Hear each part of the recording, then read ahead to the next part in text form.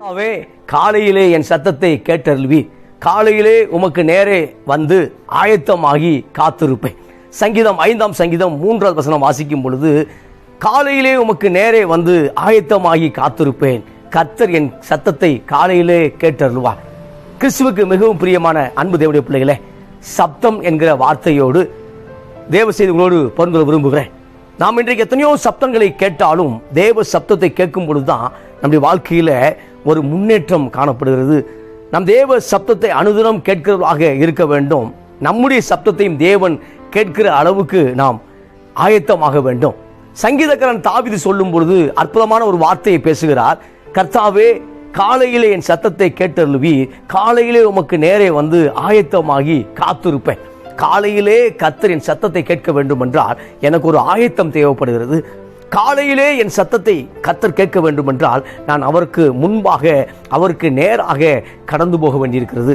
கிறிஸ்துவுக்கு மிகவும் பிரியமான அன்பு தேவனுடைய பிள்ளைகளே, ஒவ்வொரு நாளும் அதிகாலையில் நாம் தேவனை தேடுவோம். ஒவ்வொரு நாளும் நாம் தேவனோடு நடப்போம். ஒவ்வொரு நாளும் நாம் தேவனோடு காலையிலே ஆயத்தமாய் காத்திருக்கும் பொழுது தேவையற்ற சப்தங்களை நாம் ஆழ் மனது உள்வாங்குவதில்லை. தேவையற்ற சத்ருவின் வார்த்தைகளை, தேவையற்ற நெகட்டிவ் காரியங்களை நம்முடைய சப்தங்கள் உள்வாங்குவதில்லை. எனவே தாவீது ஒரு தீர்மானம் எடுத்தார். நான் காலையிலே உமக்கு நேராக ஆயத்தமாகி காத்திருப்பேன். அது மாத்திரமல்ல, சங்கீதம் 6ஆம் சங்கீதம் 8 வாசிக்கும் பொழுது, அக்கிரமக்காரரே, நீங்கள் எல்லாரும் என்னை விட்டு அகன்று போகுங்கள். கர்த்தர் என் அழுகையின் சத்தத்தை கேட்டார். இந்த உலகம் உங்களை புரிந்து கொள்ளுதோ இல்லையோ, உங்கள் உறவுகள் உங்களை புரிந்து கொள்வதோ இல்லையோ, ஆனால் வானத்தின் பூமி உண்டாக்கின கர்த்தர் உங்கள் சத்தத்தை கேட்கிறார். இந்த கிறிஸ்துவுக்கு மிகவும் பிரியமான அன்பு தேவனுடைய பிள்ளைகளே, இந்த நாளில் தேவன் தீர்க்க தரிசனமாய் உங்களோடு பேசிக் கொண்டிருக்கிறார். உலகம் உங்கள் அழுகையை பார்த்து நகைக்கலாம். உலகம் உங்களுடைய காரியங்களை பார்த்து அது சிரித்து கொண்டு கடந்து போகலாம். ஆனால் தேவன் உங்களுடைய அழுகையின் சத்தத்தை கேட்கிறார். இந்த நாளில் தேவ சப்தம், மனுஷ சப்தம், அதுக்கப்புறம் சில சப்தங்களை குறித்து உங்களோடு நான் ஆழமாக தேவனுடைய செய்தியை பகிர்ந்து விரும்புகிறேன். அதில் சொல்லும் பொழுது சங்கீதம் 6ஆம் சங்கீதம் 8 சொல்லும் பொழுது, அக்கிரமக்காரரே, நீங்கள் எல்லாரும் என்னை விட்டு அகன்று போங்கள். கர்த்தரின் அழுகையின் சத்தத்தை கேட்டார். எதற்கு அகன்று போக சொல்கிறார்? எதற்கு அக்கிரமக்காரரை பார்த்து பேசுகிறார் என்றால், அக்கிரமக்காரர்கள் அழுகை வர வைக்கிறார்கள். துன்மார்க்கர் ஆமா, எல்லா டிபார்ட்மெண்ட்ல இருப்பான். துன்மார்க்கமாய் நடந்து கொள்ளும் பொழுது நமக்கு கண்ணீர் உண்டாகிறது, அழுகை உண்டாகிறது. காரணமில்லாத குற்றச்சாட்டு உறவுகளில் வைக்கும் பொழுது, காரணமில்லாத குற்றச்சாட்டு நண்பர்கள் வைக்கும் பொழுது, காரணமில்லாத குற்றச்சாட்டு விசுவாசிகள் வைக்கும் பொழுது, காரணமில்லாத குற்றச்சாட்டு ஊழியக்காரர்கள் வைக்கும் பொழுது, யாரோ ஒருவர் காரணமில்லாத குற்றச்சாட்டு வைக்கும் பொழுது அழுகை உண்டாகிறது. ஆனால் அதே தாவீது சொல்லுகிறார், கர்த்தரின் அழுகையின் சத்தத்தை கேட்டார். இந்த 2025ஆம் ஆண்டு உங்கள் அழுகையின் சத்தத்தை கேட்கிறார் அன்பு சகோதரனே. 2025ஆம் ஆண்டு உங்கள் அழுகையின் சப்தத்தை கேட்கிறார் அன்பு சகோதரியே. உலகம் உங்கள் சப்தத்தை கேட்க மறந்து போயிருக்கலாம், அல்லது உலகம் உங்கள் சத்தத்தை கேட்பதற்கு நேரம் கொடுக்காமல் போயிருக்கலாம். உலகம் உங்களுடைய சத்தத்தை கேட்பதற்கு ஆயத்தம் இல்லாமல் இருக்கலாம். ஆனால் கர்த்தர் ஆயத்தம் உள்ளவராக இருக்கிறார். கர்த்தர் அந்த காரியத்தில் கரிசனை உள்ளவராக இருக்கிறார். இங்கு சொல்லும் பொழுது, அக்கிரமக்காரரை என்னை விட்டு நீங்கள் அகன்று போங்கள். கர்த்தர் என் அழுகையின் சத்தத்தை கேட்டார். இந்த கால வேளையில ஒரு குடும்பம் அழுகக்கூடிய அழுகை, கடன் பிரச்சனையிலிருந்து மீண்டு வர முடியுமா என்று சொல்லி அழுகக்கூடிய அழுகை, போராட்டங்களிலும் அவமானங்களிலும் வியாதியின் காரியங்களிலிருந்தும் மரணத்தினுடைய பயங்களிலிருந்தும் நான் வெளிவர முடியுமா, பாவ காரியங்கள் இருந்து நான் வெளிவர முடியுமா என்று சொல்லிக்கொண்டு அழுகக்கூடிய அந்த அழுகையை கர்த்தர் இன்றைக்கு கவனித்து கேட்கிறார். கேட்டு ஒரு அற்புதங்களை செய்கிறார். ஆதியாகமம் புத்தகத்தில் வாசிக்கும் பொழுது தேவன் பிள்ளையின் சப்தத்தை கேட்டார். ஆதியாகமம் புத்தகம் 21ஆம் அதிகாரம் 17 வாசிக்கும் பொழுது, தேவன் பிள்ளையின் சத்தத்தை கேட்டார்.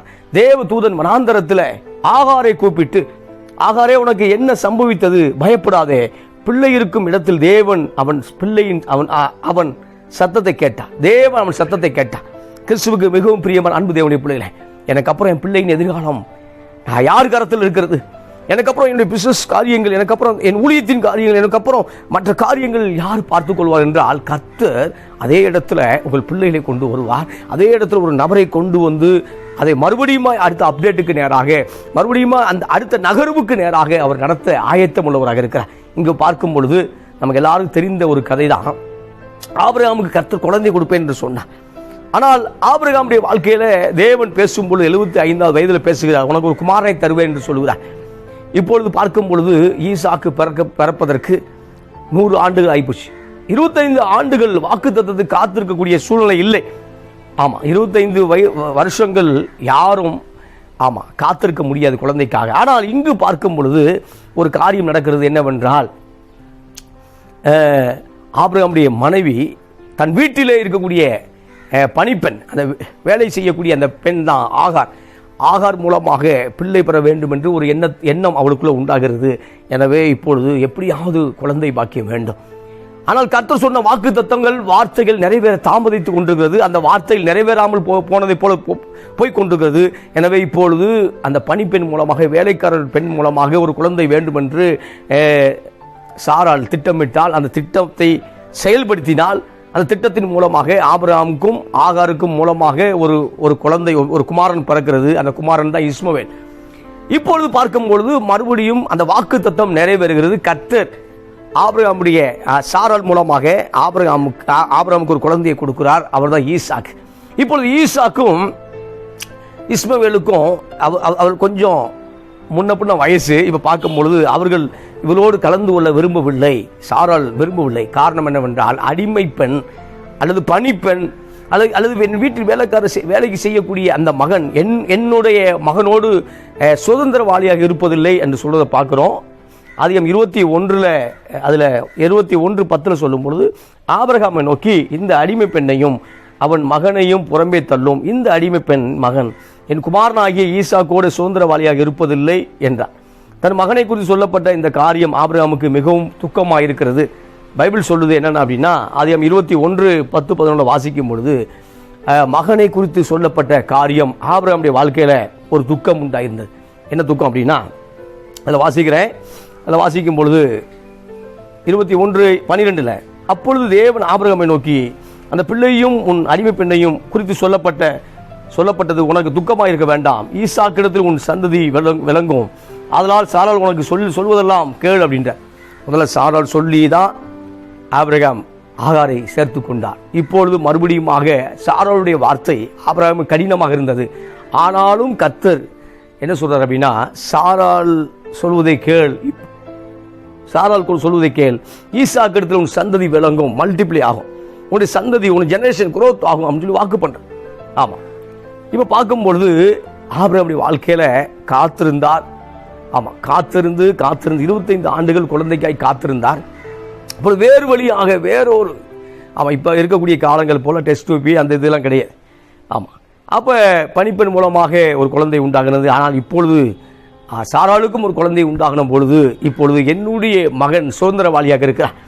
இப்பொழுது அவருடைய மகன் என் மகனோடு என்ன செய்யக்கூடாது, சுதந்திரவாளி இருக்கக்கூடாது என்று புறம்பே தள்ளும் என்று சொன்ன வார்த்தையை கேட்டு 21:10 ஆபிரகாமை நோக்கி இந்த அடிமை பெண்ணையும் அவன் மகனையும் புறம்பே தள்ளும். இந்த அடிமை பெண் மகன் என் குமாரனாகிய ஈசாக்கோடு சுதந்திரவாளியாக இருப்பதில்லை என்றார். சுதந்திரவாளி யார் அப்படின்னா ஈசாக்கு மட்டும்தான். சுதந்திரவாளி. இந்த அடிமை பெண்ணின் மகன் சுதந்திரவாளியாக இருப்பதில்லைன்னு சொல்லி அவனை புறம்பே தள்ளுகிறதை பார்க்கிறோம். கிறிஸ்துவுக்கு மிகவும் பிரியமான அன்பு தேவனுடைய பிள்ளை, இந்த நாளில் புறம்பே தள்ளும் பொழுது ஒருவேளை அழுகை வரலாம், பாதிக்கப்பட்டதை போல உணரலாம். ஆனாலும் கர்த்தர் புறம்பே தள்ளுகிறவர்களை நேசிக்கிறார். சூப்பர்ல, புறம்பே தள்ளுகிறவர்களை அவர் கண்ணோக்கி பார்க்கிறார். புறம்பே தள்ளுகிறவர்களை உற்று கவனிக்கிறார். அவர் கவனித்து அற்புதங்களை அவர் செய்கிறதை பார்க்கிறோம். இப்பொழுது அடிமை பெண் சுதந்திரவாதியாக இருப்பதில்லை. இப்போ சொத்துல ஷேர் கொடுக்கல. ஆமாம், கொஞ்சம் வரக்கூடிய அந்த ஏதோ ஒரு அமௌண்ட்டை ஷேர் கொடுக்கல. மாறாக அந்த அடிமை பெண்ணுக்கும் அந்த அடிமை மகனுக்கும் கொடுக்கப்பட்டது என்னென்ன அப்படின்னா, ஆமாம், ஒரு துருத்தி தண்ணீரையும் சில அப்பங்களையும், ஆமாம், சில துண்டு சப்பாத்திகளையும் ஒரு வாட்டர் கேனை மட்டும், தண்ணி கேனை மட்டும் கொடுத்து அனுப்பிட்டார். இப்போ அனுப்பும் பொழுது வனாந்தரத்தில் அவர்கள் துருத்தியின் தண்ணீர் செலவழிந்த பொழுது மிகவும் ஒரு துயரமான சம்பவம் என்ன செய்கிறது உண்டாகிறத பார்க்குறோம். அதை வாசிக்கிறேன். 21:14 சொல்லும் பொழுது, ஆபிரகாம் அதிகாலையில் எழுந்து அப்பத்தையும் ஒரு துருத்தி தண்ணீரையும் எடுத்து ஆகாருடைய தோளின் மேல் வைத்து பிள்ளையை ஒப்பு கொடுத்து அவளை அனுப்பிவிட்டான். அவன் புறப்பட்டு போய் பேர்சபா வனாந்தரத்தில் அலைந்து திரிந்தார்கள். துருத்திலிருந்த தண்ணீர் செலவழிந்த பின்பு அவன் பிள்ளையை ஒரு செடியின் கீழே விட்டு, பிள்ளை சாகிறதை நான் பார்க்க மாட்டேன் என்று எதிராக அம்பு பாயும் தூரத்தில் போய் உட்கார்ந்து சத்தமிட்டு அழுதார். கிறிஸ்துவுக்கு மிகவும் பிரியமான அன்பு தேவனுடைய பிள்ளைகளே, அழுதால் அல்ல, சத்தமிட்டு அழுதார். பிரச்சனை போராட்டங்களை பார்க்கும் பொழுது இப்போ ஓவர்லோட் ஆயிடுச்சு. ஆமாம், அதால் என்னால் தூக்கி கொண்டு நடக்க முடியாத சூழ்நிலை, அந்த பிரச்சனைகளை கையாள முடியாத சூழ்நிலை இப்போ பார்க்கும் பொழுது, ஆமாம், குழந்தைக்கு காத்திருக்க முடியவில்லை சாராளுக்கு. ஆனால் இப்பொழுது குழந்தை அவசியமாக இருந்த உடனே பணிப்பெண் மூலமாக ஒரு குழந்தை வேண்டும். இப்பொழுது இவளுக்கு ஒரு குழந்தை வரும் பொழுது அந்த பணிப்பெண்ணையும் அந்த இஸ்மவேலையும் அந்த பிள்ளையும் துரத்தி விட்டதை பார்க்கிறோம். இந்த நாளில் துரத்தப்பட்டது போல இருக்கக்கூடிய அன்பு சகோதரனை கர்த்தர் உங்களுக்கு சகாயராக இருக்கிறார். துரத்தப்பட்டு இருக்கக்கூடிய அன்பு சகோதரியை கர்த்தர் உங்களுக்கு சகாயராக இருக்கிறார். இங்கே பார்க்கும்போது துருத்தியின் தண்ணீர் செலவழிந்து போனது. இப்போ பெயர்சபா வனாந்தரத்தில் அலைந்து திரிந்தார்கள். பெயர்சபா வனாந்தரம் என்பது சவுதி அரேபியா பார்டருக்குள்ள அவர்கள் அலைந்து திரிந்து கொண்டிருந்தார்கள். அந்த இடத்துல அலைந்து திரிந்து கொண்டிருக்கும் பொழுது இப்பொழுது அந்த வனாந்தரத்தில் பாலைவனத்தில் டெசர்ட்டில் மறிக்கக்கூடிய சூழ்நிலை, ஒரு பயங்கரமான மறிக்கக்கூடிய சூழ்நிலை உண்டானது. அப்பொழுதுதான் ஆகார் அழுததை பார்க்குறோம். சத்தமிட்டு அழுதான். பிள்ளை ஆல்ரெடி டெத் ஆகிட்டு இருக்கு, டெத் ஆகக்கூடிய சூழ்நிலை உண்டாகிட்டு இருக்கு, ஆல்ரெடி உயிர் போய் கொண்டிருக்கிறது. இப்பொழுது சொல்லும் பொழுது பிள்ளை சாகிறதை நான் பார்க்க மாட்டேன். ஆபிரகாமுக்கு சொல்லப்பட்ட வாக்கு தத்துவம்னா ஈசாக்கு தான். இப்போ இஸ்மவேல் வந்ததினால அவனையும் ஆசீர்வதிப்பேன் என்று கர்த்தர் வாக்கு பண்ணினார். வாக்கு பண்ணினதுனால இஸ்மவேல் பிழைத்தாக வேண்டும், இஸ்மவேல் பரவியாக வேண்டும். இப்போ சொல்லும் பொழுது 17 வாசிக்கும் பொழுது தேவன் பிள்ளையின் சத்தத்தை கேட்டார். தேவதூதன் வனாந்தரத்தில் வானத்திலிருந்து ஆகாரை கூப்பிட்டு, ஆகாரே உனக்கு என்ன சம்பவித்தது என்று கேட்டார். எல்லாம் தெரியும், தேவதூதர்களுக்கு எல்லாம் தெரியும், தேவனுக்கு தெரியும். ஆனாலும் கேட்கிறார். நம்முடைய வாயிலிருந்து சொல்ல வேண்டும் என்று விரும்புகிறதை பார்க்கிறோம். ஆமாம், கடவுள், சாமி, இறைவன் நம்முடைய வாய்களிலிருந்து பிரச்சனை போராட்டங்களை சொல்ல வேண்டும் என்று தேவன் விரும்புகிறார். ஆனால் நம்ம பல நேரம் எல்லாவற்றையும் உண்டாக்கினவருக்கு தெரியாதா? அனைத்தும் உண்டாக்கினார், அவருக்கு எல்லாம் தெரியும் சொல்லி நம்ம கடந்து போகிறோம். ஆனால் தேவன் நம்முடைய காரியங்களை, நம்முடைய கோரிக்கைகளை, நம்முடைய காரியங்களை சொல்ல வேண்டும் என்று விரும்புகிறார். இதில் சொல்லும் பொழுது தேவன் பிள்ளையின் சத்தத்தை கேட்டார். இந்த நாளில் உன் சத்தத்தை கேட்கிறார். உன் பிசினஸில் தோல்வி போல தெரியலாம், அதை மறுபடியும் ஆசீர்வதித்து வெளியே கொண்டு வருகிறார். இதை கேட்டுக்கொண்டிருக்கிற அருமையான சகோதரனே, சகோதரியே, இதை பார்த்து கொண்டிருக்கிற அருமையான தேவனுடைய பிள்ளைகளை கர்த்தர் பேசக்கூடிய வார்த்தை என்னவென்றால், உங்கள் சத்தத்தை கேட்கிறார். உங்கள் பிள்ளைகளின் வாழ்க்கையிலே அற்புதங்களை செய்கிறார். எனக்கு அப்புறம் என் பிள்ளையை இந்த பூமியில் நடத்த ஆளிலேயே ஒருவேளை நீங்கள் சிந்தித்து கொண்டிருந்தால் கர்த்தர் தீர்க்க தரிசனமாக ப்ராப்பர்சியாக சொல்கிறார். என்னன்னா, உங்கள் பிள்ளைகளை கர்த்தர் கையில் எடுத்து நிச்சயமாய் நடத்துவார். இப்போ பார்க்கும்பொழுது தேவன் பிள்ளையின் சத்தத்தை கேட்டார். தேவன் வானத்திலிருந்து பேசினார். இப்போ நீ எழுந்து பிள்ளையை எடுத்து அவனை உன் கையிலே பிடித்து கொண்டு போ, அவனை பெரிய ஜாதி ஆக்குவேன். ஆமாம், ஈசாக்கு இடத்துல ஜாதி விளங்கும் என்று சொன்னார். ஈசாக்கு தான் இஸ்ரவேல். ஆமாம், ஈசாக்கு தான் இஸ்ரவேலாக யூதர்களாக மாறுகிறார்கள். அந்த கூட்டம் தான் யூதர்களாக மாறுகிறது. இங்கே பார்க்கும்போது இவர்கள் யாரெல்லாம் இஸ்மவேலாக இருக்கிறார்கள், இவர்கள் தான், ஆமாம், இவர்கள் தான் இஸ்லாத்தை சேர்ந்தவர்கள். இஸ்மவேல் அந்த கூட்டம் தான். ஆமாம், ஒரு 21 நாடு இருக்கானுங்கள்ல, அரேபியர்கள். இவர்கள் அரேபியர்கள். இவர்கள் மூலமாக இஸ்மவேல் மூலமாய் தான் வருகக்கூடியவர்கள். இப்போ சொல்லும்போது அவனையும் ஒரு பெரிய ஜாதி ஆக்குவேன். பைபிளில் ஜாதி சொல்லும் பொழுது கவனிக்க வேண்டியது, இங்கே சொல்லப்படக்கூடிய ஜாதி அல்ல, இங்கே பைபிள் சொல்லக்கூடிய ஜாதி எல்லாம் தேசத்தை குறிக்கிறது. அவனை பெரிய ஜாதி ஆக்குவேன் அப்படின்னா அவனை ஒரு பெரிய தேசமாக்குவேன், அவனை பெரிய நாடாக்குவேன் என்ற பொருள். இப்போ பார்க்கும்போது தேவன் பிள்ளையோடு இருந்தார். அதுக்கு முன்னாடி 19 வாசிக்க விரும்ப 21:19 சொல்லும் பொழுது தேவன் அவருடைய கண்களை திறந்தார். அப்பொழுது அவள் ஒரு தண்ணீரை துறவை கண்டு போய் துருத்தியிலே தண்ணீரை நிரப்பி பிள்ளைக்கு கொடுத்தார். ஆமாம், வனாந்தரத்தில் தண்ணீர் இல்லாமல் மறியக்கூடிய சூழ்நிலை, வனாந்தரத்தில் தண்ணீர் இல்லாமல் இறந்து போகக்கூடிய சூழ்நிலை. ஆனால் இப்போ ஒரு கர்த்தர் கண்களை திறக்கிறார். கண்களை திறக்கும்போது ஒரு துறவை கண்டால், ஒரு கிணறை கண்டார். ஒரு கிணறு. இந்த கிணறுக்கு போய் இவள் தண்ணீர் குடித்து விட்டு அதை துருத்தியும் நிரப்பினான். ஆமாம், துருத்தியை நிரப்பி, துருத்தினா ஆட்டுடைய அந்த தோலால் செய்யப்பட்ட துருத்தி. இப்போ அதில் நிரப்பி பிள்ளை கொடுத்தால், இப்போ பிள்ளையை மறுபடியும் ஆண்டவர் என்ன செய்கிறார்? உயிர்ப்பிக்கிறார். இப்போ கண்கள் திறக்கப்பட்டது. கிறிஸ்துவுக்கு மிகவும் பிரியமான அன்பு தேவனுடைய பிள்ளை, நம்முடைய வாழ்க்கையில கண்கள் திறக்கப்படணும். கிணறு பக்கம் தான் இருக்கு, கிணறு அருகில் இருக்கிறது, கோல் அருகில் இருக்கிறது, நம்பிக்கை பக்கத்தில் இருக்கிறது. ஆனால் ஸ்தோத்திரம், வாக்கு தத்தங்கள் பக்கத்தில் இருக்கிறது. சூப்பர்ல, நல்லா இருக்குல்ல? வாக்கு தத்தங்கள் தேவனுடைய வார்த்தைகள் பக்கத்தில் இருக்கிறது. ஆனால் நம்ப மறுக்கிறது நம்முடைய மனது. இஸ்மவேலை பெரிய ஜாதி ஆக்குவேன் என்று ஆபிரகாமுக்கு ஆல்ரெடி வாக்கு பண்ணிட்டார். ஆபிரகாமுக்கு பேசிட்டார். ஆபிரகாம் பேசினதுனால அவன் மடிந்து போவதில்லை என்பது திட்டமாக இருக்கிறது. அவனை பெருக பண்ணுவேன்கிற திட்டமாக இருக்கிறது. அதில் சொல்லும்போது 21:13 சொல்லும்போது, அடிமை பெண்ணின் மகனும் உன் வித்தாய் இருக்கப்படினால அவனையும் ஒரு ஜாதியாக்குவேன் என்று ஆல்ரெடி ஒரு வார்த்தை கொடுத்துட்டேன்.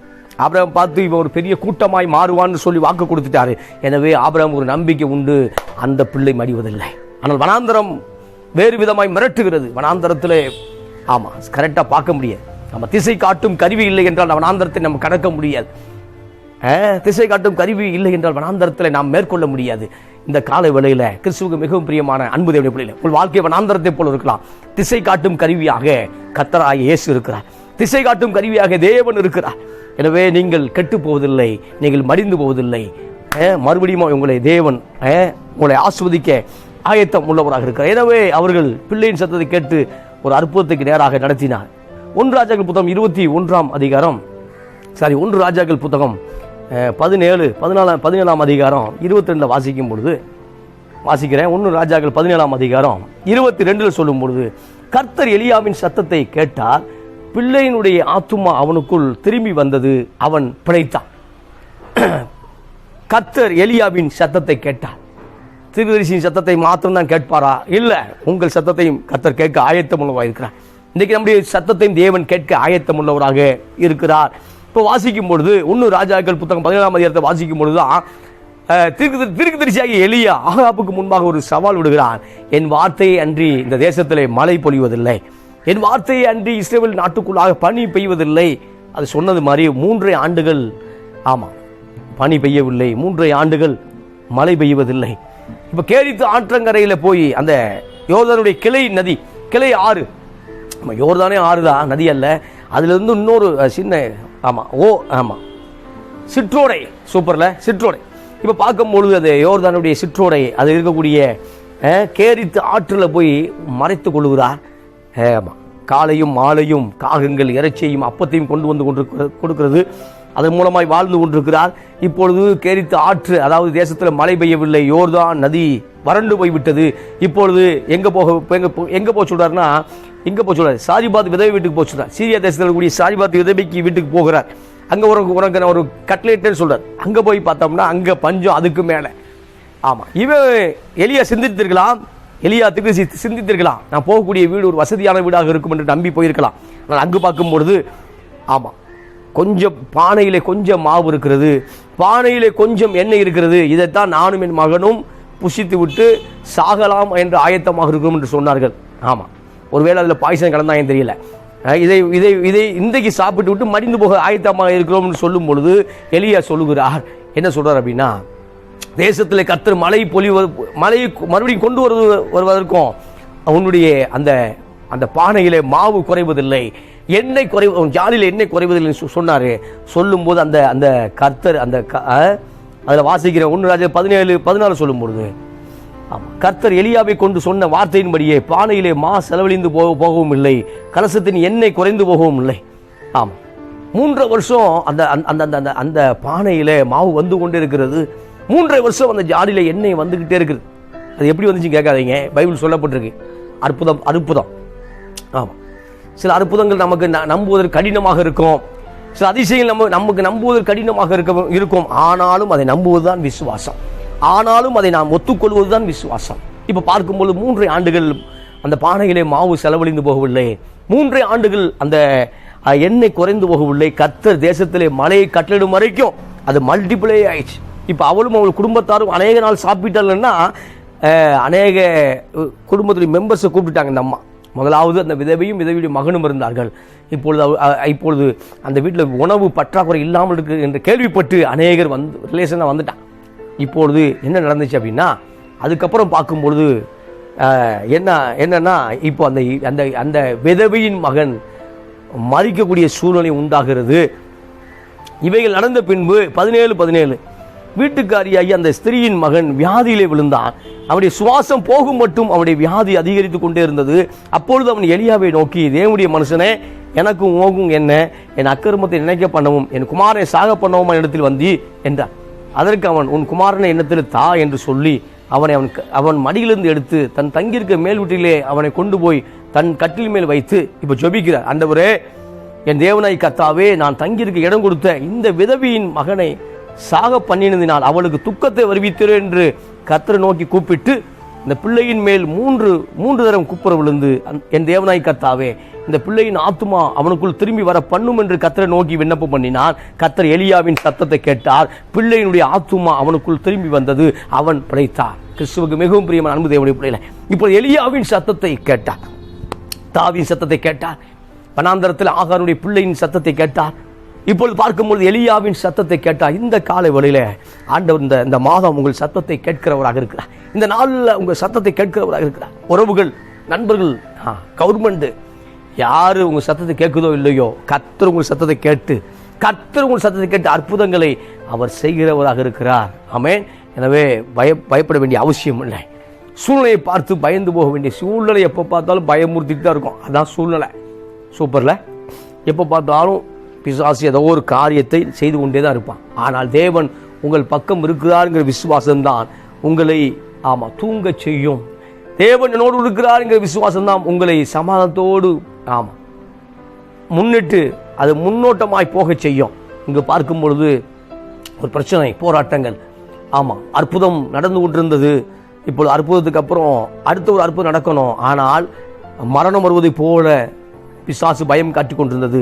ஆனால் அற்புதத்துக்கு அப்புறம் மிகப்பெரிய அற்புதம், அந்த பிள்ளை உயிரோடு எழுந்தது. ஆமென்.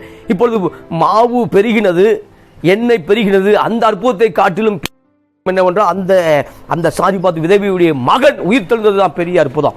எனவே இந்த நாளில் அற்புதத்தை செய்து கொண்டே இருக்கிறார். ஆனால் மிகப்பெரிய அற்புதத்துக்காக நான் காத்து கொண்டிருக்கிறேன், அது நடக்க வாய்ப்பு இல்லை என்று உங்கள் ஆள் மனது சொல்லிக் கொண்டிருக்கலாம். ஆனால் தேவன் தீர்க்க தரிசனமாக திட்டவட்டமாக உங்களோடு பேசுகிறார், உங்களோடு உரைக்கிறார். என்னவென்றால் கர்த்தர் உரைக்கிறதாவது பிள்ளையின் சத்தத்தை கேட்டது போல, எலியாவின் சத்தத்தை கேட்டது போல உங்கள் சத்தத்தையும் கேட்க அவர் ஆயத்தம் உள்ளவராக இருக்கிறார். இதுக்கு ஒரு படி மேலே பார்க்கும் பொழுது யோனாவின் வாழ்க்கை. யோனா 2ஆம் அதிகாரம் 2 வாசிக்கும் பொழுது, யோனா 2ஆம் அதிகாரம் 2 வாசிக்கும் பொழுது, என் நெருக்கத்திலே நான் கர்த்தரை நோக்கி கூப்பிட்டு அவர் எனக்கு உத்தரவு அருளினார். நான் பாதாளத்தின் வயிற்றிலிருந்து கூப்பிட்டேன், நீ என் சத்தத்தை கேட்டி. சூப்பர்ல, எங்கிருந்து கேட்கிறார், எங்கிருந்து கூப்பிடுகிறார் என்றால், யோனா எங்கிருந்து கூப்பிடுகிறார்? திருச்சபையிலிருந்து அல்ல, அவன் வீட்டிலிருந்து அல்ல, வனாந்தரத்திலிருந்து அல்ல, மாறாக மீனின் வயிற்றிலிருந்து, ஒரு திமிங்கலத்தின் வயிற்றிலிருந்து ஒரு பிரேயர் நடக்குது.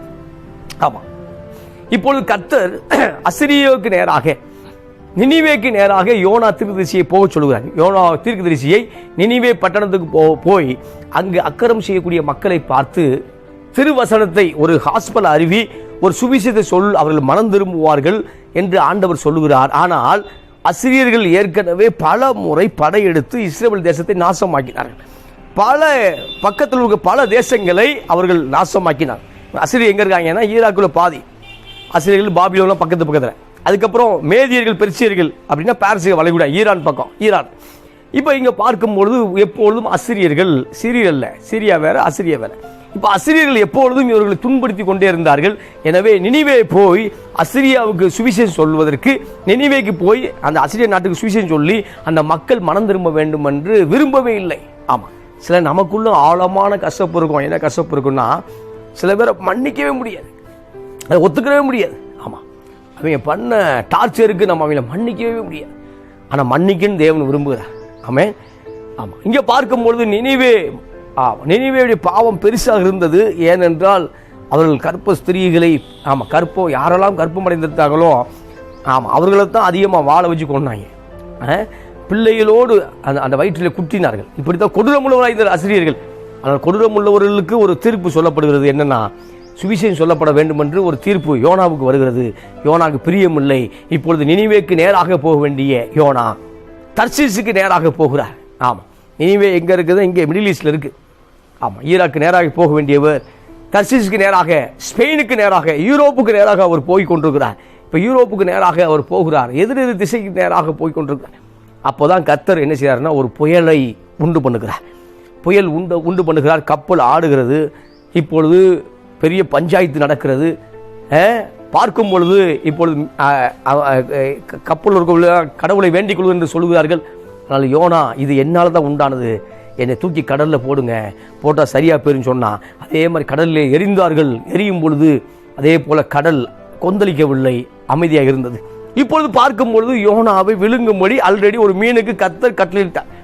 ஆமாம், இவன் கப்பலில் ஜம்முன்னு எங்கே போயிருக்கணும்? நினிவே போயிருக்கணும்.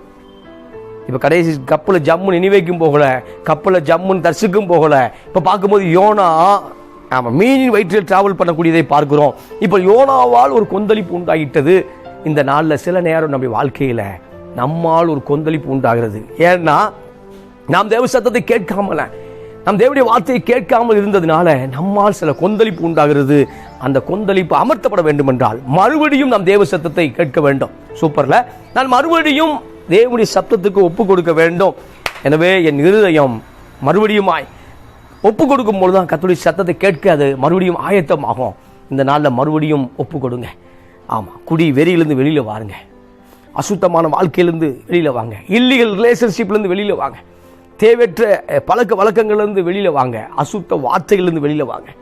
ஆமாம், தேவையற்ற காரியங்கள்லேருந்து வெளியில் வாங்க. வெளியில் வந்து மறுபடியும் கர்த்தர் சத்தத்தை கேட்டு அவரோடு நடக்க பழகுங்கள். அதான் தேவனுடைய விருப்பமாக இருக்கிறது. இப்போ யோனா 2:9 சொல்லும் பொழுது, நானோவெனில் துதியின் சத்தத்தோடு உமக்கு பலியிடுவேன், நான் பண்ணின பொருத்தனைகளை செலுத்துவேன், ரட்சிப்பு கர்த்தருடையது. இப்போ சொல்லும் பொழுது ரட்சிப்பு கர்த்தருடையது. ஆமாம், நானோ தேவனுடைய பொருத்தனை கர்த்தருக்கு செலுத்துவேன்னு சொல்லும் பொழுது யோனாவை சரியாக அதே நினிவேவுடைய கடற்கரையில் மீன் வாமிட் எடுத்துருச்சு. இப்பொழுது மீனின் வயிற்றிலிருந்து வெளியே வந்து இப்பொழுது சுவிசேஷம் சொல்றாரு, நினிவே மனம் திரும்பினது. ஆமாம், இன்னைக்கும் சில நேரம் எதிராளிகள் மனம் திரும்ப வேண்டும் என்று தேவன் நம்மை தான் வச்சிருப்பார். அதில் நமக்குள்ள ஒரு எண்ணம் இருக்கும், எதிராளிகள் மடிந்து போக வேண்டும், என் எதிராளிகளுக்கு வெட்கத்தை உடுத்த வேண்டும் என்று சொல்லிக் கொண்டிருக்கிறோம். ஆனால் கர்த்தர் உங்கள் மூலமாக சில நேரம் எதிராளிகள் மனம் திரும்ப வேண்டும் என்று அக்கறை உள்ளவராக இருக்கிறார். எனவே அந்த சில நேரம் அவருடைய துன்மார்க்கத்தை நாம் ஓவராக போய் கொண்டிருக்கிறது. ஆனாலும் அவர்கள் மனம் திரும்புவது தேவனுடைய சித்தமாக இருக்கிறது. Praise the Lord. சங்கீதம் 29 சங்கீதத்தை வாசிக்கும் பொழுது கர்த்தருடைய சத்தத்தை குறித்து வாசிக்கிறோம். சங்கீதம் 29 சங்கீதம் அற்புதமான சங்கீதம். கர்த்தருடைய சத்தம் வல்லமை உள்ளது, கர்த்தருடைய சத்தம் மகத்துவம் உள்ளது. 29 சங்கீதம் 4 சொல்லும் பொழுது கர்த்தருடைய சத்தம் வல்லமை உள்ளது. இந்த நாளில் கர்த்தருடைய சத்தம் உங்களுக்குள்ளே ஒலிக்கும் பொழுது, இந்த சத்தம்னா வாக்குத்தத்தமான வசனம். கர்த்தருடைய சத்தம்னா உன்னை நடத்துவேன்னு சொல்றாருல, அந்த தான் சத்தம். நான் உன் கூட இருக்கிறேன்னு சொல்றாருல, பயப்படாதே, நான் உன்னோட்டு விலகுவதும் இல்லை, நான் உன் கூட இருக்கிறேன்னு சொல்ற அந்த சத்தம் தான். அந்த சத்தம் வல்லமை உள்ளது. அந்த ரேமா கிடைச்சிச்சு அப்படின்னா நீங்கள் அப்படியே அப்டேட்டில் போக முடியும். உங்களுடைய ஆவி, உங்கள் சோல் அது அப்படியே உலகத்தை ஜெயிக்க ஆரம்பிச்சிடும். அதை சொல்லும் பொழுது கர்த்தருடைய சத்தம் கேதுரு மரங்களை முறிக்கிறது. கர்த்தர் லீபோனின் கேதுரு மரங்களை முறிக்கிறார். அப்படியே வாசிக்கும் பொழுது கர்த்தருடைய சத்தம் அக்கினி ஜுவாலைகளை பறக்கும். என்னை சுற்றிலும் அக்கினியை போல இருக்கிறது. என் குடும்பங்கள் ஒரு அக்கினியை போல உணர்கிறேன் அப்படின்னா அதுக்கு மேலே பரிசுத்த ஆவியாருடைய வல்லமை வெளிப்படும். அதுக்கு மேலே கர்த்தருடைய சத்தம் அந்த அக்கினியை பிளக்கும். அக்கினியை பிளக்கும். அதை வாசிக்கும் பொழுது 29:8 சொல்லுங்க, கர்த்தருடைய சத்தம் வனாந்தரத்தை அதிர பண்ணோம். கர்த்தர் காதேஸ் வனாந்தரத்தை அதிர பண்ணுகிறார். காதேஸ் வனாந்தரம் என்பது காதேசிலிருந்து 11 நாள் எங்கே போயிருக்கலாம், கானானுக்குள் போயிருக்கலாம். ஆனால் இவர்கள் காதேஸ் வனாந்தரத்தில் அந்த அதிர பண்ணக்கூடிய சப்தத்தை மறந்தார்கள். கேட்டுக்கிட்டு அந்த சப்தத்தை என்ன செஞ்சிட்டாங்கன்னா, சப்தத்தோடு நடக்கலை. அந்த காதேஸ் வனாந்தரத்தில் கேட்ட சப்தத்தை என்ன செய்தாங்க, உள்வாங்கவில்லை. காதேஸ் வனாந்தரத்தில் கேட்ட சப்தத்தை விட்டு விட்டார். அதை சொல்லும் பொழுது உபாகம் புத்தகம் 1:45 சொல்லும் பொழுது, உபாகம் 1:45 சொல்லும் பொழுது, அழுதிரிகள் உங்கள் சத்தத்தை கர்த்தர் கேட்கவில்லை, காதேசில் வெகு நாளாக சுற்றி திரிந்தார்கள். உபாகம் 1:45 சொல்லும் பொழுது மோசே சொல்றாரு, காதேஸ் வனாந்தரத்தில் ரொம்ப நாளாக தங்கிட்டாங்க. காதேசில் 11 நாள் எங்கே போயிருக்கணும், கானானுக்குள்ள போயிருக்கணும். இவங்க காதேசை சுற்றிக்கிட்டே வர்றாங்க. காதேஸ் முழுவதுமாக கர்த்தருடைய வார்த்தை அதிர பண்ணி கொண்டிருக்கு. காதேஸ் வனாந்தரத்தை அதிர பண்ணி கொண்டிருந்தது. ஆனாலும் அவர்கள் காதேஸ் வனாந்தரத்தில் அவருடைய வார்த்தையை கேட்கவில்லை, அழுதார்கள். இன்றைக்கும் ஒருவேளை நீங்க அவிசுவாசமாய் அழுதால் அந்த வார்த்தையை கர்த்தர் கேட்கிறார். கேட்டு இன்னும் அவர் கர்த்தர் கவலைப்படுகிறார். அவிசுவாசமா அழுகாதீங்க. உங்க சத்தத்தை ஆண்டவர் கேட்கிறாரு. அவிசுவாசமா என்னால் முடியாதுன்னு அழுகாதீங்க. இல்லை, உங்களை கொண்டுதான் அவர் செய்ய போகிறார். அதை உபாகம் 1:34 சொல்லும் பொழுது, ஆகையால் கர்த்தர் உங்கள் வார்த்தையை சத்தத்தை கேட்டு கடும் கோபம் கொண்டார். துன்மார்க்கமாய் பேசக்கூடிய வார்த்தை, நெகட்டிவாக பேசக்கூடிய வார்த்தை, கர்த்தரே செய்தாலும் வாய்ப்பு இல்லைன்னு சொல்லக்கூடிய வார்த்தை, கடவுளே இறங்கி வந்தாலும் வாய்ப்பு இல்லை ராஜா அப்படி சொல்லக்கூடிய வார்த்தை, எந்த பயனும் இல்லை, கர்த்தரே வந்து செய்தாலும் எந்த பயனும் இல்லை சொல்லக்கூடிய வார்த்தை. இந்த வார்த்தையை கேட்டு கேட்டு கடுங்கோபம் கொள்ளுக. வனாந்தரத்தில் கர்த்தர் இவங்களை வச்சு செய்யலை, இவங்க தான் கர்த்தரை வச்சு செஞ்சாங்க. வனாந்தரத்தில் 10 முறை வரை தேவனை சோதித்தார்கள். 10 முறை ஆமாம், தேவனை பரிசை பார்த்தார்கள். தேவனை எப்பொழுதும் அவிசுவாசமாய் பேசி கொண்டிருந்தார்கள். எனவே வனாந்தரத்தில் காதேசிலே தங்க விட்டுட்டார். ஆமாம், கானான் தான் செட்டில்மெண்ட், காதேஸ் அல்ல. ஆனால் இவர்கள் செட்டில்மெண்ட் கானான் தான் செட்டில்மெண்ட். ஆனால் கானானையே சிந்திக்கலை, காதேசவே சுற்றிக்கிட்டே இருக்கான் இந்த காலை வேளையில். ஆமாம், நம்முடைய ஊழியம் கானானை சுற்றி கானானுக்குள்ளே செட்டில் ஆகணும். ஆனால் ஊழியம் காதேசை போல வனாந்தரம் சுற்றிக்கிட்டே இருக்கு. ஆமாம், அதை நிப்பாட்டிட்டு மறுபடியும் ஆமாம் வாய்ஸ் ஆஃப் காட், மறுபடியும் தேவனுடைய சத்தத்தை கேட்கும் பொழுது, அந்த சத்தத்தை கேட்கும் பொழுது மறுபடியும் நம்ம எங்கே போக முடியும் என்றால் கானானுக்குள்ளாக போக முடியும். எனவே காதேஸ் போதும். காதேஸ் என்பது வனாந்தரத்தை குறிக்கிறது. காதேஸ் இலைப்பாறுதல் அற்ற காரியத்தை குறிக்கிறது. எனவே நம் இலைப்பாறுதலுக்கு உரிய ஆமாம் எங்கே இருக்கணும் அப்படியே ஜில்லு தேவனுடைய தோட்டத்தில் இருக்க வேண்டாம். எனவே தேவனுடைய தோட்டத்தில் ஆமாம் ஆதாம் தேவனுடைய சத்தத்தை கேட்டார். அதே ஆதாம் தான் ஒளிந்து கொண்டார். ஆமாம், ஆதியாம் 3ஆம் அதிகாரம் 18 வாசிக்கும்போது, ஆதியாம் 3ஆம் அதிகாரம் 8 சொல்லும் பொழுது, பகலில் குளிர்ச்சியான வேளையில தோட்டத்தில் உலாவுகிற தேவனாகிய கர்த்தருடைய சத்தத்தை அவர்கள் கேட்டார்கள். அப்பொழுது ஆதாமும் அவன் மனைவியும் தேவனாகிய கர்த்தருடைய சத்தத்துக்கு விலகி சந்நிதிக்கு விலகி தோட்டத்தின் விருட்சங்களுக்குள்ளே ஒளித்து கொண்டார்கள். அப்பொழுது தேவனாகிய கர்த்தர் ஆதாமை நோக்கி, ஆதாமை கூப்பிட்டு, நீ எங்கே இருக்கிறாய் என்றார். இங்கே தேவனோடு பேசினவர்கள், தேவனோடு நடந்தவர்கள், இப்பொழுது கர்த்தருடைய சத்தமே அவங்களுக்கு என்ன ஆயிடுச்சு அப்படின்னா டிராபேக் ஆயிடுச்சு. கர்த்தருடைய வார்த்தை அவங்களை உற்சாகப்படுத்தி கொண்டிருந்த அந்த வார்த்தை, ஏதேன் தோட்டத்தில் அந்த உலாவின வார்த்தை, ஏதேன் தோட்டத்துக்குள்ளாக அந்த அந்த வாய்ஸ், அந்த ஆமாம் அந்த மியூசிக் பண்ணுறான்ல, ஹம்மிங் கொடுக்குறான்ல, அதே போல் அந்த அந்த காட்ஸ் அப்படியே அந்த வாய்ஸ் மூமெண்ட் அங்கே இருந்தது. ஏதேனில் பரிசுத்த ஆவியானுடைய வல்லமை அங்கே விளங்கப்பட்டிருந்தது. ஏதேனில் தேவனாய் கர்த்தர் இயேசு கிறிஸ்து பேசிக்கொண்டே இருந்தார். இதை கேட்டுக்கொண்டிருந்தவர்கள் இப்பொழுது பாவ உணர்வு அடையும் பொழுது அந்த சப்தத்தை கேட்க முடியவில்லை. மாறாக அந்த சப்தத்தை விட்டு விலகினார்கள். கிறிஸ்துவுக்கு மிகவும் பிரியமான அன்பு தேவனுடைய பிள்ளைகளே, நாமும் பல வேளை தேவனுடைய சத்தத்தை கேட்காமல் இருப்பது காரணம் நமக்குள்ள இருக்கக்கூடிய பாவம், சின்ன. இந்த பாவம் தேவனுடைய சப்தத்தை கேட்க விடாதபடி நம்மை தூரப்படுத்துகிறது. பாவம் தேவனுடைய சப்தத்தை கேட்க விடாதபடி கடவுளே பேசினாலும் வேண்டான்னு சொல்லுது, போதும் அப்படிங்கிறது. யோனா அப்படித்தான், கடவுளே பேசினாலும் அந்த சப்தத்தை கேட்க விரும்பவில்லை. ஏனென்றால் எப்படினாலும் நினிவேவை நீ ரட்சித்திருவீர், எப்படினாலும் அசிரியாவை அழிக்க மாட்டீர், எப்படினாலும் நினிவேக்கு நீ அற்புதம் செய்ய போகிறீர், நீ இரக்கம் உள்ளவர் என்று நான் ஏற்கனவே சொன்னேனே அப்படின்றார். மனம் திரும்ப விரும்பவில்லை.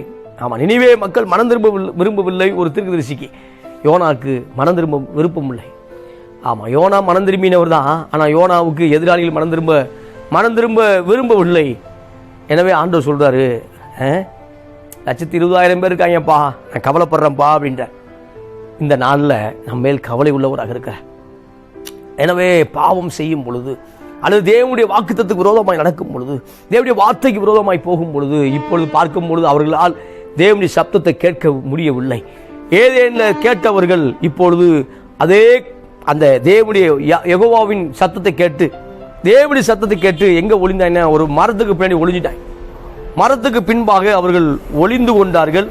அப்பொழுது தேவனாய் கர்த்தர் ஆதாமை கூப்பிட்டு நீ எங்கே இருக்கிறாய்? கடவுளுக்கு தெரியாம இருக்குதா? கடவுளுக்கு தெரியாம இல்ல. சகலமும் அவருக்கு முன்பாக நிர்வாணியாக இருக்கிறார்கள். சகலமும் அவருக்கு முன்பாக வெளிப்படையாக இருக்கிறதா? Open statement. வெள்ளை அறிக்கைங்கிறான்ல, வெள்ளை அறிக்கை கொடுங்கன்றாங்க கட்சிக்காரங்க. இந்த திட்டத்துக்கு வெள்ளை அறிக்கை எங்களுக்கு வேணும் அப்படின்றாங்களே, அதே மாதிரி வெள்ளை அறிக்கையாக ஓப்பன் ஸ்டேட்மெண்டாக அது வெளியரங்கமாக்கப்பட்டிருக்கிறது. கர்த்தருடைய கண்களுக்கு முன்பாக, அவருக்கு முன்பாக மறைச்சு ஒண்ணுமே பண்ண முடியாது. சோத்திரம். ஒரு மனுஷன் நம்ம எப்படி பேசுறோமோ எல்லாம் தெரியும். அவருக்கு நம்ம லந்த கொடுக்குறோமான்னு தெரியும், அல்லது நம்ம அவங்களை துக்கப்படுத்துறோமான்னு தெரியும், அல்லது நம்ம அவங்களை காயப்படுத்துற மாதிரி பேசுறோமா, எல்லாத்தையும் அறிந்திருக்கிறார். அதே மாதிரி நம்மளை ஒருத்தர் லந்த கொடுத்து நம்ம ஒருத்தர் காயப்படுத்த நம்ம கோபம் வந்துடுது. நம்ம செய்யும் பொழுது அது ரிட்டர்ன் வருது. எனவே நாம் தேவனை போல இருக்கதான் தேவன் நினைச்சாரு விரும்புகிறார். ஊர் கதையெல்லாம் பரப்பும் பொழுது நம்மளையும் பரப்புவார்கள். தேவையற்ற காரியத்தை பேசிக் கொண்டிருக்கும் பொழுது நம்மையும் பேசுவார்கள். எவனோ ஒருவர் நம்மை பேசும் பொழுது நமக்கு காயம் அடைகிறோம், துக்கம் அடைகிறோம். ஆனால் நாம் மற்றவர்களை பேசும் பொழுது அதே போல துக்கம் அவர்கள் உண்டாகிறது. எனவே இதெல்லாம் விலகணும். இதெல்லாம் பாவம் தான், நாம் அறியாமல் செய்யக்கூடிய பாவம். தேவன் விரும்பவில்லை. இப்பொழுது தேவனுடைய சத்தத்தை கேட்ட அதே ஆதாம் ஏவாள் தங்களை ஒழித்துக் கொண்டார்கள். அது சொல்லும்போது வாசிக்கிறேன், ஆதியாகமம் 3ஆம் அதிகாரம் 10 அவர் சொல்லும் பொழுது, அதற்கு அவன், நான் தேவனுடைய சத்தத்தை கேட்டதினால, தேவனுடைய சத்தத்தை தோட்டத்தில் கேட்டு நான் நிர்வாணியா இருப்பதனாலே பயந்து ஒளிந்து கொண்டேன் என்றான். அப்பதான் சொல்ற, உன்னை நிர்வாணி சொன்னது யார் அப்படின்ற. ஏனென்றால் பிரசன்னம் அவர்களை ஆமாம், அழகான ஆடைகளாக மறைத்திருந்தது. பிரசன்னம் அழகான ஆடைகளாக மறைத்திருந்தது. ஆமாம், சில ஆர்குமெண்ட் சொல்கிறாங்க, சாத்தான் தான் அவனை உண்மையை சொல்லிக் கொடுத்தான். நீ நிர்வாணமாக இருக்கிறாய் என்று சாத்தான் உண்மையை சொல்லிக் கொடுத்தான். இப்போ சாத்தான் கடவுளா அல்லது கடவுள் தான் கடவுளா அப்படின்றாய். இதெல்லாம் தப்பான வாதம். தேவனுடைய பிரசன்னம் அவர்களை மூடி இருந்ததுனால அவருடைய மகிமைக்குள்ளாகவே இருந்தார்கள். அவருக்கு ஆடை தேவையில்லாமல் இருந்தது. இப்பொழுது தேவனுடைய வார்த்தையை மீறினதுனால, அவருடைய கட்டளையும் கற்பனையை மீறினதுனால அவர் நிர்வாணமாக்கப்பட்டார்கள். இந்த நாளும் நாம் நிர்வாணமாக்கப்படுவதுதான் தேவனுடைய பிசாசு விருப்பமாக இருக்கு. தேவனுடைய விருப்பம் இல்லை. ஆனால் இந்த நிர்வாணம் என்பது எதை குறிக்குது அப்படின்னா, நாம் கெட்டு போக வேண்டும், நாம் அழிந்து போக வேண்டும், நம்முடைய பொருளாதாரத்தில் ஒன்றும் இல்லாமல் போகணும், ஏதோ எல்லாத்தையும் ஒன்றும் இல்லாமல் போகணும் பிசாசு விருப்பமாக இருக்கு. ஆனால் மாறாக நிர்வாணம் அந்த அறிவு வந்த உடனே மறுபடியும் ஆண்டவர் ஒரு தோளால் ஒரு உடையை கொண்டு வந்து அவனுக்கு போர்த்துறார். அப்பயே ஒரு ஜர்க்கினை கொண்டு வந்து அவனை என்ன செய்றாரு, கொண்டு வர்ற. கிறிஸ்துவ மிகவும் பிரியமான அன்பு தேவனுடைய பிள்ளைகளே, உங்கள் மேல் ஆண்டவர் அக்கறை உள்ளவராக இருக்கிறார். நம்மேல் தேவன் விசேஷித்த அக்கறை உள்ளவராக இருக்கிறார். எனவே நான் நிறைவு செய்ய விரும்புகிறேன். அவர் என்ன செய்தார்னா, நம்மேல் விருப்பம் உள்ளவராக இருக்கிறார், அக்கறை உள்ளவராக இருக்கிறார். அதனால எபிரேயர் சொல்லும் பொழுது, எபிரேயர் 3ஆம் அதிகாரம் 7-8 சொல்லும் பொழுது, ஆகையால் பரிசுத்த ஆவியானவர் சொல்லுகிறபடி இன்று அவருடைய சத்தத்தை கேட்பீராகில், வனாந்தரத்திலே கோபம் மூட்டின போதும் சோதனை நாளில் நடந்து போல உங்கள் இருதயங்களை கடினப்படுத்தாதிருங்கள். வனாந்தரத்திலே கோபம் மூட்டினார்கள். பரிசுத்த ஆவியை சொல்லுகிறபடி வனாந்தரத்திலே அவர் சத்தத்தை, இன்று அவருடைய சத்தத்தை கேட்பீராகில். ஒரு கேள்வியே வருது, கேள்விக்குறி வருது. என்னன்னா, இன்று அவருடைய சத்தத்தை கேட்கணும். ஆமாம் ஆமாம், வாய்ஸ் ஆஃப் காட். இன்று அவருடைய சத்தத்தை கேட்பீராகில், வனாந்தரத்தில் அவர் கோபம் மூட்டினது போல. ஆமாம், கோபம் மூட்டினாங்க, காதேசிலேயே கிடந்தாங்க, காணான பார்க்கல.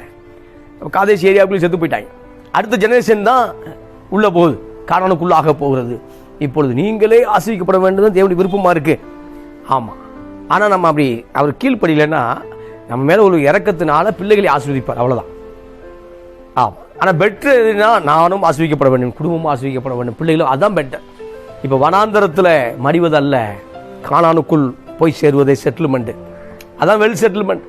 இங்கே சொல்லும்போது என்ன அப்படின்னா, தேவ சப்தம் அவர்களுக்கு என்ன செய்யுதுன்னா, கேட்டார்கள், அந்த சப்தத்தை நிராகரித்தார்கள். வனாந்தரத்தில் சப்தத்தை கேட்டாங்க, ஆடியோ வாய்ஸை கேட்குறாங்க, இன்னர் மண்ணில் கேட்குறாங்க, எல்லா வாய்ஸையும் கேட்குறாங்க. வாய்ஸை கேட்டு son of God voice, father of God voice, angel voice, எல்லா வாய்ஸையும் கேட்டு கடைசி இவங்க வாய்ஸ் தான் அப்படியே ஆமாம் ரைஸ் ஆகிட்டே இருக்கு. இன்றைக்கு நம்முடைய சப்தத்தை நிப்பாட்டிட்டு நாம் கேட்கிறவர்களாக மாற வேண்டும். ஆமாம், அதிகமாக பேசிக்கிட்டே கூட பேசுகிறவங்க ஒரு நாள் செட்டில்மெண்ட் ஆகுவதில்லை, கேட்க வேண்டும். அப்படி சொல்லும் பொழுது இப்போ அதனால் சத்தத்தை என்ன செய்யணும், கேட்கணும். ஆமாம், மார்க் 1ஆம் அதிகாரம் 3 சொல்லும் பொழுது, வனாந்தரத்தில் கூப்பிடுவனுடைய சத்தம் உண்டாயிற்று. யோவானை குறித்து சொல்லும் பொழுது, யோவான்சனை குறித்து சொல்லும் பொழுது, வனாந்தரத்தில் கூப்பிடுவனுடைய சப்தம். அவன் சப்தம், அவனுக்கு பேர் என்னன்னா, வனாந்தரத்தில் கூப்பிடுவனுடைய சப்தம். ஆமாம், நமக்கு ஆண்டவர் ஒரு பேர் வச்சிருக்கிற, அதை நம்ம தான் கண்டுபிடிக்கணும்.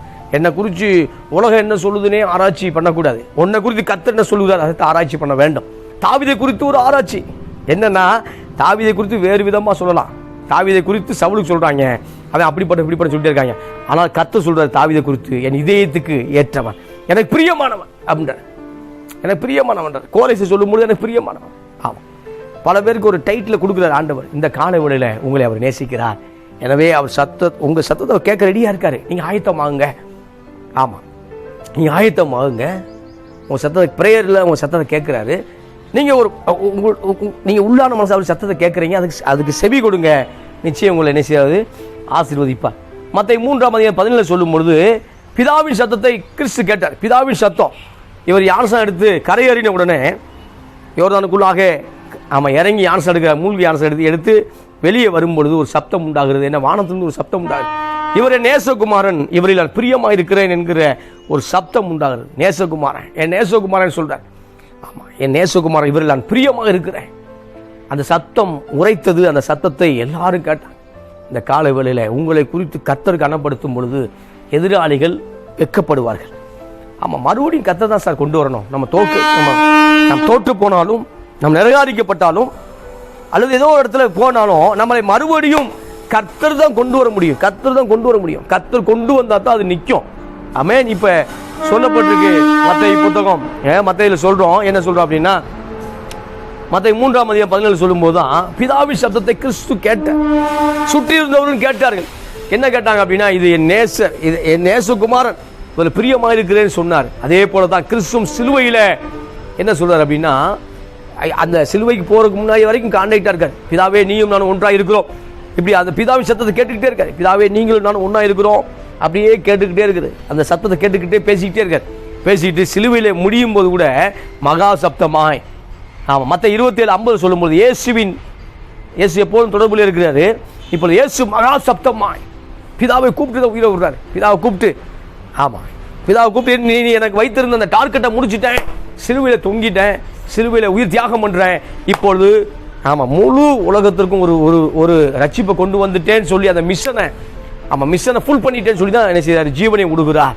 ஆனால் எதிராளிகள் என்ன சொல்கிறாங்க அப்படின்னா, அதையும் வாசிப்போம். லூக்கா புத்தகம் 23:23 சொல்லும் பொழுது, லூக்கா 23:23 சொல்லும் பொழுது, சிலுவையிலே அறையும் என்று உரத்த சத்தத்தோடு கேட்டுக்கொண்டே இருந்தார்கள். பிளாத்தை பார்த்து மக்கள் கேட்டுக்கிட்டே இருந்தாங்க, என்னன்னா சிலுவையில் அறையும், ஆமாம் சிலுவையில் அறையும், நான் விடுதலை செய்ய மனதாக இருக்கிறேன், நான் பிளாத்து சொல்றான், நான் கிறிஸ்துவை தண்டித்து விடுதலை ஆக்குவேன், நான் யூதருடைய ராஜாவை தண்டித்து விடுதலை ஆக்குவேன் சொல்லும் பொழுது, இவர்கள் உரத்த சத்தமாய் அதே யூதர்கள் கேட்டுக்கொண்டே இருந்தார். என்ன கேட்டுக்கொண்டாங்களா, சிலுவையில் அறையும், சிலுவையில் அறையும். இந்த நாளில் ஆமாம், நீங்கள் கிறிஸ்துவின் சத்தத்தை கேட்க போகிறீங்களா, அல்லது உலகம் உங்களுக்கு விரோதமாய் பேசக்கூடிய சத்தத்தை கேட்க போகிறீங்களா? அதை கேட்டோம் அப்படின்னா நம்ம வாழ முடியாது. இந்த உலகத்தின் விமர்சனங்களை கவனித்து கேட்கும் பொழுது நாம் வாழவே முடியாது. எனவே கிறிஸ்துவின் சத்தத்தை கேட்க, பிதாவின் சத்தத்தை கேட்க, பரிசுத்த ஆவியின் சத்தத்தை கேட்க நாம் ஆயத்தமுள்ளதாக இருக்க வேண்டும். எனவே அதை கேட்டு பழகும் பொழுது உங்கள் சத்தத்தை கர்த்தர் கேட்டு உங்களுடைய வாழ்க்கையில், காரியங்களில், தொழிலில், எல்லாத்திலும் அனைத்திலும் முன்னேற்றம் அடைய செய்வார். நீங்கள் ஆசீர்வதிக்கப்பட்டவர்கள். கர்த்தர் அந்த நாளில் உங்களோடு கூட